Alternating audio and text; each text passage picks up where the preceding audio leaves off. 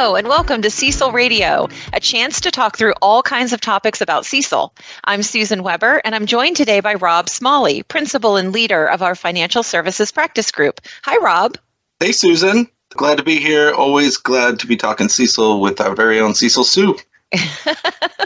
Oh my goodness, that nickname is going to stick forever, I think. So, Rob, our topic today is CECL model validation, and I know that this topic is really important. It comes up comes up all the time. Lots of conversations that we've been having with people all over the country.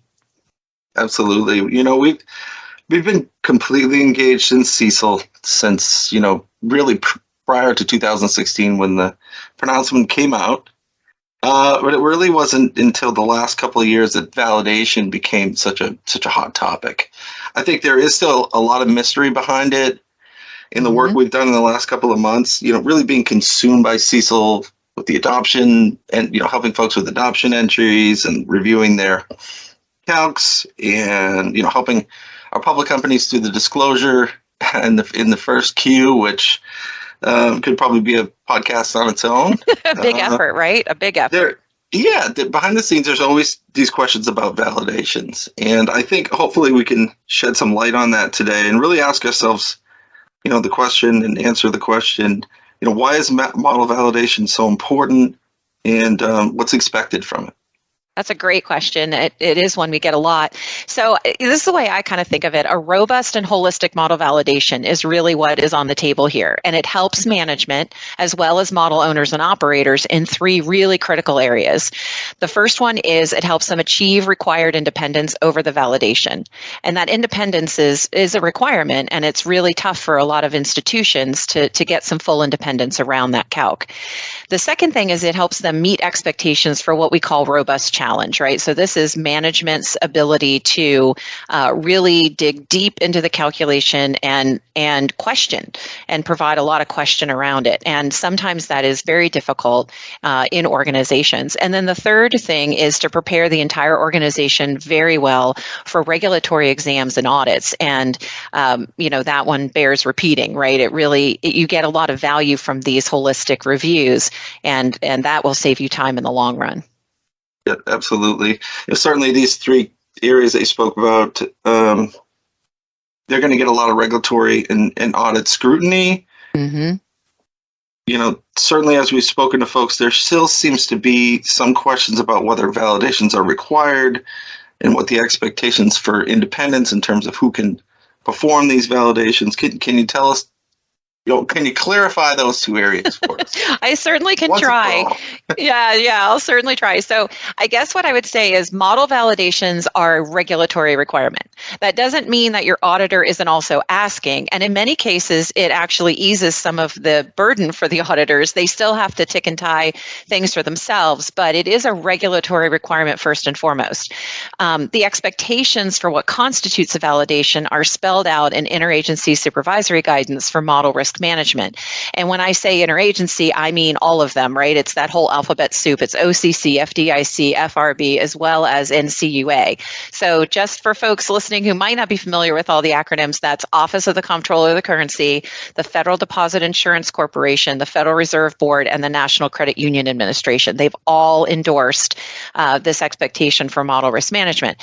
So as CECL was coming online in the first phase back in 2020, seems like a lifetime ago now, the regulators really stressed the importance of independence. So when it comes to CECL model validation, they went on to say that anyone who had been involved in developing, testing, managing, or operating the CECL model would not be independent, right? So the very folks that many institutions have had entrenched in this model development and this methodology decision-making are the folks that are not independent from a validation perspective. So in this way, their disclosure, the regulators' disclosure around independence was really similar to independent standards, say, that they set up for other major functions like appraisals, right? Same kind of threshold for independence.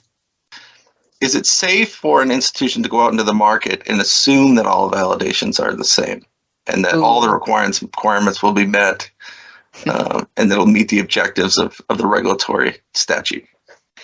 So I'm going to be very clear here. are all validations the same is really the question that I heard you say. No, they are not. No, they are not. And it is really important, I think, for institutions to understand this disparity or this discrepancy. We've seen in our own work a wide range of activities that are all being called model validations out in the market, but they are very different in terms of scope, what we call scope, and activities. So, for example, we've seen some that are little more than just a list of very specific items checked, more like 1 + 1 = 2, than something that would really rise to the level of, robust challenge and comprehensive methodology, and really helping people understand. A lot of our clients tell us that, a very holistic model validation really helps clarify some of the inner workings of the model that they haven't yet been able to discover for themselves. So again, a wide discrepancy, and it's really important for institutions to really understand that going in. What are they getting? That's great. Thinking about from their perspective, how do you ask that question? What are we getting? How do we make sure we get robust challenge? And, that's really making sure that they're testing the senior sort of an executive management oversight, challenging the structure and assumptions that go into it, really how those individual components work together. Not just like you said, kind of 1 + 1 = 2. Mm-hmm. I really love an analogy that I've heard you use a few times with respect to, building cars. Would you share that with us today? Yeah, so I love analogies. Anybody who's been listening to these podcasts knows that I tend to throw a lot of them out there, but the car one, that's really about the way I think about the CECL methodology being put together in pieces, right? So it's kind of like an assembly line for cars. And, the idea being that you may have absolutely done right by the individual components like segmentation, life of loan, prepayment rates, or speeds. You might have thought about them individually as you were making those decisions. You might have even had separate work groups focused on making those decisions. And so think of those like your steering wheel, your brakes, your seats. But if at the end of all of this, when it comes off the assembly line, if the steering wheel, however nicely constructed or beautiful that it is on top of the hood of the car, then the car isn't really functional in the end. And that's how I think of the methodology for CECL. That's what a really robust validation is going to help management understand before you try and use it. Susan, we've successfully performed a number of these validations over the past year. What has been some of the key takeaways you've noticed for clients at the end of the process? Well, one of the things I think it's really, all an approach. One thing that we've heard very clear in our exit conversations with clients on the validation is that they really felt very good about the way that it felt like a partnership going through this. We take our time through these. These are not, quick check the box exercises. These are very conversational throughout, so that they're getting a good sense of what kinds of questions are coming up, what kinds of thinking that they're going to need to put behind, answers that they're giving auditors and regulators. And so there's a lot of back and forth, especially in the middle section. So this partnership is one thing that I know clients have valued. But I think what most people really want and need from the validation is really less transactional and more strategic, right? Asking the questions of, what does this combination of choices I've made really mean? What's it going to do in real time? We've been in this test environment. What's it going to feel like when we go live with this? And is there something that I'm overlooking? And so I think, those are some real key things that people are going to take away. Absolutely. Are there any resources that you might recommend with respect to model validation? Oh, absolutely. I think there are several really good documents worth checking out. I always like to read them in advance of exams and audits to just make sure we had our bases covered. Every time I read it, I felt like I discovered something new or thought about it in a different way. So the first one is the Interagency Supervisory Guidance on Model Risk Management that I mentioned earlier.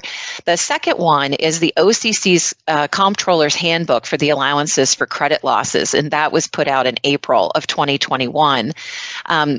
It gives you a lot of really great information about how people are going to methodically go through the allowances, and it gives you kind of insight. And I always like to think like an examiner, an auditor, when they're coming in-house, that, I'm just prepared. I feel like I'm prepared that way. So I really encourage people to be familiar with those.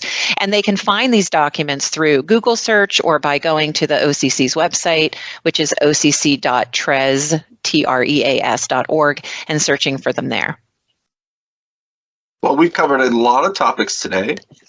As it turns out, CECL model validation is required by the regulators. It must be done in an independent fashion, and not all model validations are the same. So it's important, if you go into the market, you're looking at someone like us at BerryDunn or someone else, really asking detailed questions about what exactly are you going to get with the service, and what can you expect for